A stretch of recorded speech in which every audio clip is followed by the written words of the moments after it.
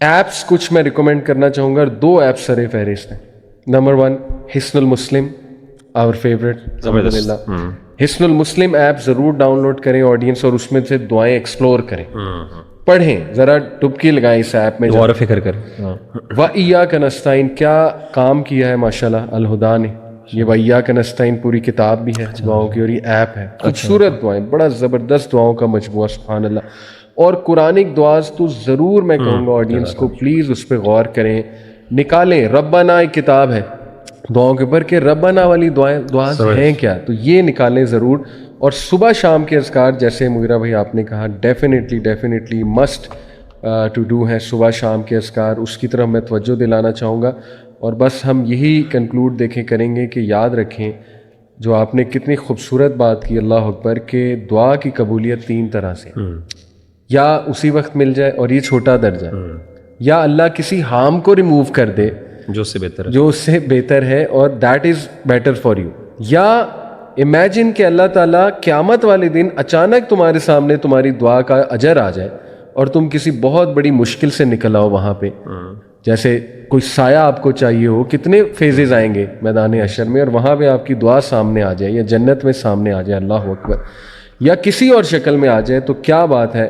تو اللہ رب العالمین کے ہاں مایوسی تو ہے ہی نہیں, اور اللہ تعالیٰ اپنے بندوں سے اتنی محبت کرتا ہے. یہ ہمیں اسی دن پتہ لگے گا جب راز کھلیں گے کہ دیکھو یہاں پہ کیسے تمہیں سیو کیا, یہاں پہ تمہیں کیسے سیو کیا.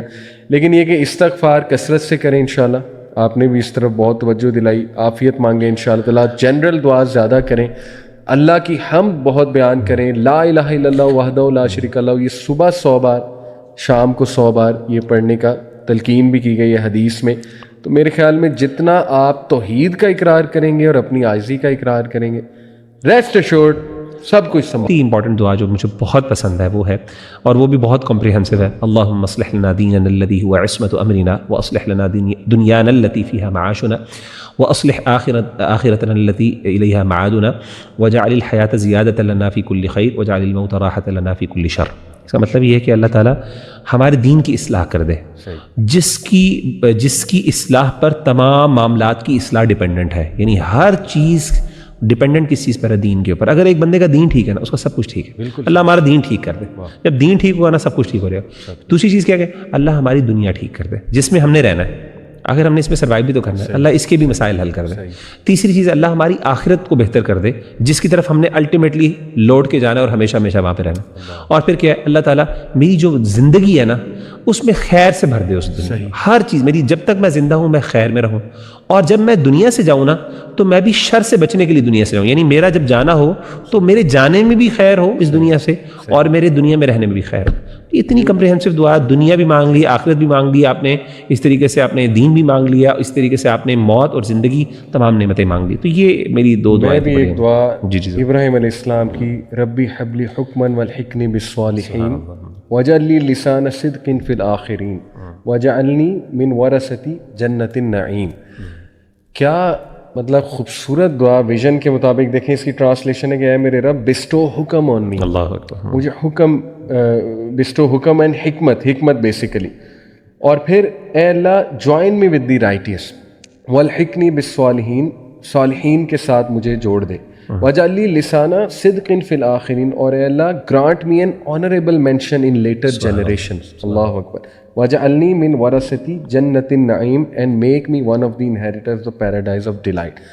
کیا جامع دعا ہے, خوبصورت دعا ہے, اور ایک قرآنک دعا ہے. تو آڈینس کو میں مغیرہ بھائی جسٹ ٹو کنکلوڈ, ایک تو سید الاستغفار کی طرف توجہ دلانا چاہوں گا صبح شام کے اذکار میں, اللہم انت ربی لا الہ الا انت خلقتنی وانا عبدک وانا علی عہدک ووعدک ما استطعت اعوذ بک من شر ما صنعت ابوء لک بنعمتک علی وابوء بذنبی فاغفر لی فانہ لا یغفر الذنوب الا انت.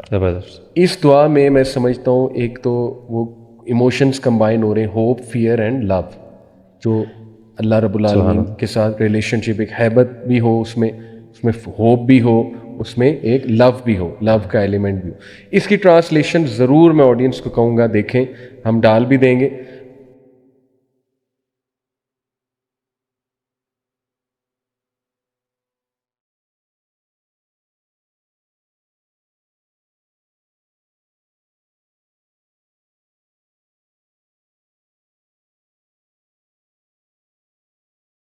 اور ایک بات سوری میں ایڈ کر دوں کہ اتنی اسپیسیفک دعاز بھی احادیث میں مینشن ہے، جیسے آپ ان ایپس میں جائیں گے دشمن سے بچنے کی. ہاں بالکل بالکل. ابھی ریسنٹلی کسی نے مجھ سے مشورہ لیا کہ جی وہ مجھے کوئی مارنا چاہتا ہے، کوئی فیملی کا جھگڑا تھا، کوئی پراپرٹی کا جھگڑا تھا، تو مجھے بڑا ڈر لگتا ہے. اب ڈر کی دعائیں بھی ہیں، خوف کی دعائیں، بالکل، اللہم اکفنی بما شئت. پھر اسی طرح وہ جو ہے اللہم انا نجعلک فی نحورہم ونعوذ بک من شرورہم.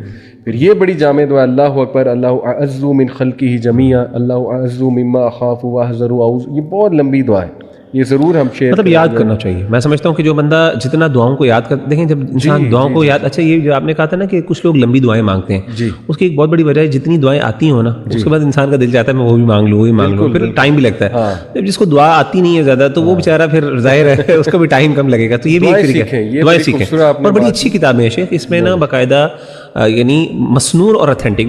میری کوشش، میں ریکمینڈ یہ کروں گا بھائیوں اور بہنوں کو کہ بھائی اوتھینٹک روایات پہ، اوتھینٹک دعاؤں میں جائیں. وہ اتنی زیادہ ہیں کہ اس کے بعد آپ کو ضرورت نہیں ہے. تو اس کے بعد ہاں، لیکن اس کے بعد بھی اگر کوئی بندہ کہتا ہے نہیں میں میری سیٹسفیکشن اپنی زبان میں مانگ، کوئی مسئلہ نہیں، آپ مانگ سکتے ہیں، لیکن آئیڈیل بہتر یہ ہے کہ مسنون مانگیں. یہ ہم نے 2 اوتھینٹک ایپس، حصن المسلم اور وإياك نستعين. تو ایک بھائی نے مجھے بتایا کہ مغیرہ بھائی یہ جو دعا ہے نا، اللہم انی اعوذ بک من الہم والحزن والعجز والکسل والبخل والجبن وضلع الدین وغلبۃ الرجال، کہ اللہ میں پناہ مانگتا ہوں کہ لوگ مجھ پہ غلبہ پائیں، ایسا ہی ظالموں کے قہر سے. اس نے مجھے خود بتایا بھائی نے کہ علی بھائی جب بھی میری کسی ٹیڑھے بندے سے ملاقات ہو نا، جو مجھے ڈر ہو، میں یہ پڑھ کے جاتا ہوں اور کہتے ہیں کہ اس کی زبان کو گرا لگ جاتا ہے. مطلب یہ کہتے ہیں میرا پرسنل ایکسپیرینس ہے کہ وہ بندہ بول نہیں پاتا میرے یہاں. ایسا ہی ہے. دس از بیوٹیفل. تو جسٹ ٹو کنکلوڈ آپ کی کیا جو ہے وہ، میں آخری بات یہ کہنا چاہوں گا، ایک ادب رہ گیا دعا کا جو بہت امپورٹنٹ ہے، وہ میں کور کر لیتا ہوں انشاءاللہ اور بات ختم کرتا ہوں. اور وہ یہ ہے کہ دعا کے اندر اللہ تعالیٰ کو وسیلہ دینا. 3 چیزوں کا وسیلہ جائز ہے، اور یہ پوری الگ ٹاپک ہے. ایک تو یہ ہے کہ انسان نے کوئی نیکی کی ہو تو انسان اس کا وسیلہ دے سکتا ہے، جو خالصتاً اللہ کے لیے انسان نے نیکی کی ہو تو اس کا دعا کے دوران اللہ تعالیٰ کو انسان ریفرنس دے کے مانگ سکتا ہے کہ اللہ تعالیٰ میں نے فلاں تیرے لیے کیا تھا، تو اگر وہ تجھے پسند آئی تھی تو میری اس کے بدلے آج، یا پھر اس کی وجہ سے تیری رحمت جو ہے وہ میری طرف متوجہ ہو اور تو یہ میری مراد کو پورا کر دے. دوسری جو چیز ہے وہ یہ ہے کہ انسان اللہ کے اسماء الحسنی ان کا ریفرنس دے اللہ کو، کہ اللہ تو رزاق ہے، تو رحیم ہے، دیکھ تیرے ہاتھ میں، اس طرح کی یہ سارے معاملات جو ہے یہ ذکر کرنا، یہ بھی مسنون، وَلِلَّهِ الْأَسْمَاءُ الْحُسْنَىٰ فَادْعُوهُ بِهَا. اور تیسری چیز جو ہے وہ ہے کہ انسان کسی سے دعا کروا لے. اگین میں نے کہا تھا کہ مین بہتر یہی ہے کہ انسان اپنے لیے خود مانگے، لیکن کبھی کبھی اگر انسان کو کوئی موقع ملے، کوئی نیک آدمی ہے، کچھ لوگ ہوتے ہیں واقعی اللہ کے بڑے نیک بندے ہوتے ہیں، تو اس اپرچونٹی کو بھی ضائع نہ کریں. آلدو آئیڈیل یہ ہے کہ آپ خود اپنے لیے زیادہ مانگیں، لیکن اس اپرچونٹی کو بھی ضائع نہ کریں، ان سے ضرور دعا کروائیں. ماؤں سے خاص طور پہ دعا کرائیں، زندہ لوگوں سے اپنے ماؤں سے دعا کروائیں، اپنے بڑوں سے دعا کروائیں جو آپ کے لیے واقعی بہت سنسیئر ہیں. تو انشاءاللہ اس سے انشاءاللہ خیر ہوگی. جزاکم اللہ خیر. اللہ تعالیٰ جی ہمیں توحید کا اقرار کرنے والا بنائے، ہمیں عاجز بنائے. اللہ تعالیٰ